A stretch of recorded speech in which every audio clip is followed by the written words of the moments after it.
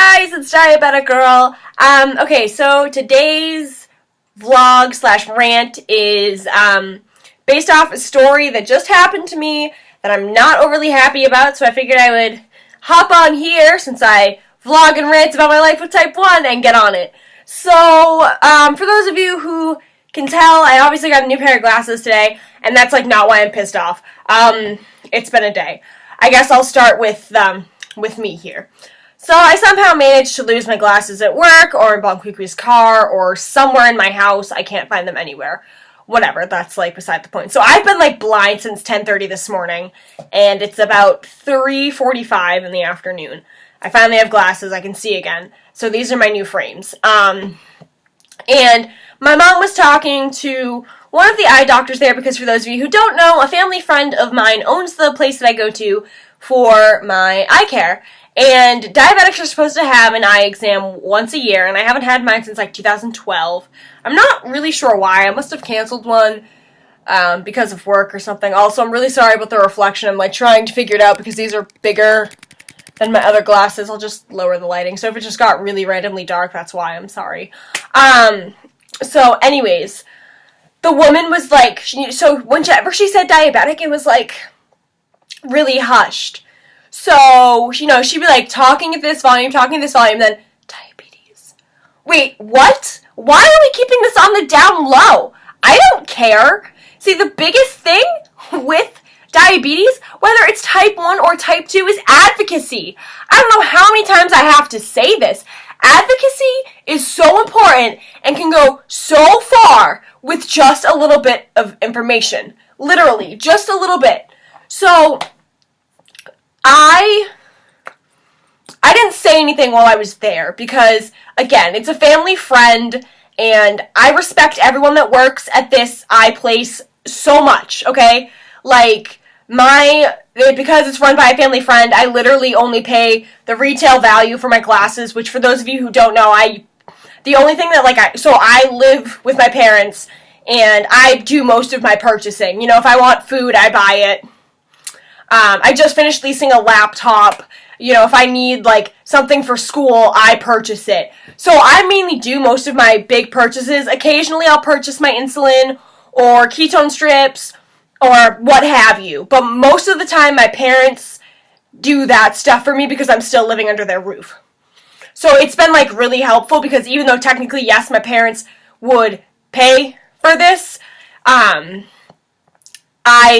I still need to give them money for them, especially because I was irresponsible and lost my glasses. So, I need to give my parents money for these. Luckily, because of the discount that I got, because we're family, I literally am only going to owe them, $10. After I've, paid. So, okay, I pay $100 rent, which my mom told me that 50 of that would go towards, the actual stuff my rent pays for, and the other 50 will go towards, my glasses, so I really only owe them $10 now after my initial $100 payment, which isn't terrible if you think about it. So, anyways, back to what I was saying. So, I pay for most of my things on my own. It's the agreement my parents and I have come to. So that obviously really, really helps me because, I'm trying to put money away for school and so on and so forth. So, I didn't say anything there because, again, they're basically, I don't know why I'm calling them family friends. They're family, okay? My mom used to nanny their kids. I would spend, weekends in their house, comfortably just being there. So they're basically family at this point in time. So I didn't want to say anything and offend them, especially because they are so good to me. But here's my thing. Advocacy is so important. I know this is, the second time I've said this, and for those of you who are, rolling your eyes and oh my god, not another one of these, no, seriously, it is the most important thing in the book. You don't even understand. Literally, advocacy can get you anywhere.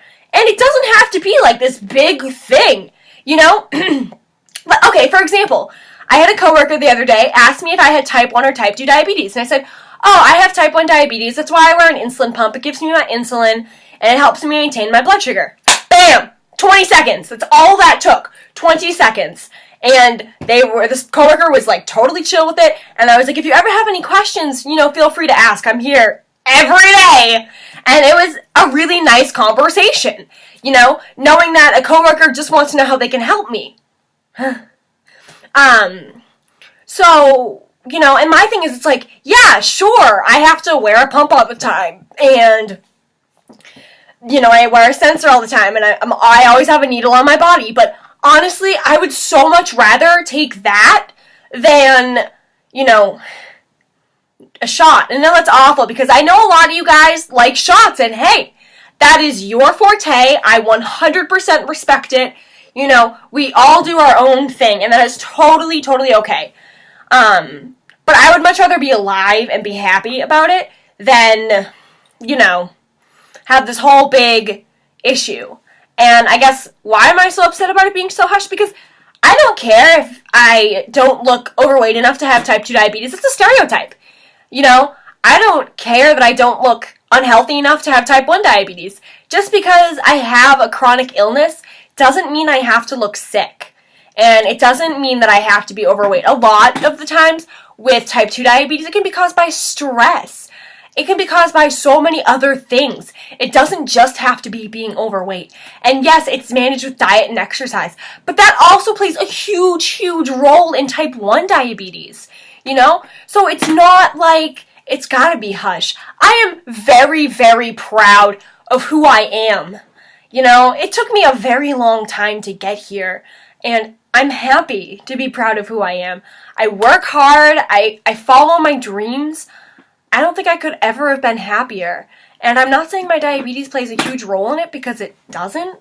But I think that it makes me unique, and it's opened me up to a lot of experiences that I wouldn't have had if I didn't have it. So, you know, a lot of people ask how I deal with this. You know what? I think of it more as a blessing than a curse. And you're probably, like, staring at me right now through the computer screen, like, would you like me to give you a minute? Like, hi, how are you? Okay. But honestly, here's how I think about it, is that without my diabetes, I would have never gone to diabetes camp. And, you know, I may be on the fritz with them, but they changed my life, and they made me a much better person. I would never have half of the friends I have today. You know, I don't think I would be who I am today without my diabetes. I would never have had a shot at Diabetic Girl Studio Sessions, which, for those of you who didn't forget, a couple of weeks ago, Studio Sessions turned 2, and it was kind of heartbreaking. It's one of those things where, like, I'm really glad I'm not doing it anymore, because it took up a lot of time, and it was getting kind of dry, but I definitely, definitely miss it, you know? I think that if I wasn't a type 1 diabetic, I don't think I would be as strong as I am, to be honest. I think that my diabetes taught me how to fight for what I believe in, and it taught me to be able to stand up for myself no matter the situation. Honestly, sure, it has its downsides, you know, reactions and high blood sugars and hospitalizations, but all in all, it's got so many upsides, especially for me, that I don't know what I would be without it. So let's try to uncap that hush and talk about it. Start the conversation.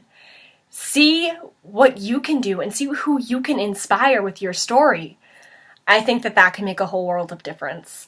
And this vlog was so off topic, and I'm so sorry. But it was my first vlog under 10 minutes in like 6 months.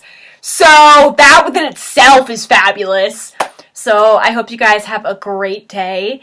And, you know, continue to inspire and be yourselves. Bye, guys.